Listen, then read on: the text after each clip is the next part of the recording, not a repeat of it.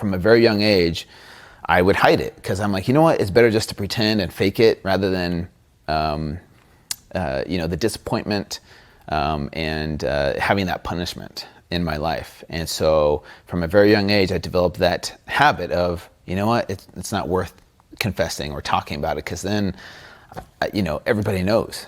And the guilt and the shame just consumed me and eventually broke me to where I just lived the life of lies, and it was inauthentic and eventually broke me as a man. And that was the start of me starting to transform and change my perspective of how I viewed myself.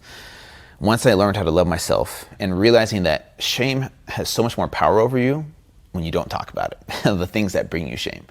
And so for me, having that courage to talk about things that were embarrassing, growing up, or that brought me shame, I realized that it's not as scary as I thought in my head. I would create these stories in my head of how scary it would be if people found out the real me.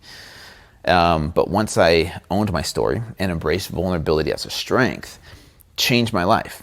I can authentically be me for the first time in my life. I feel like I'm finally living, but it took me 34 years to figure this out.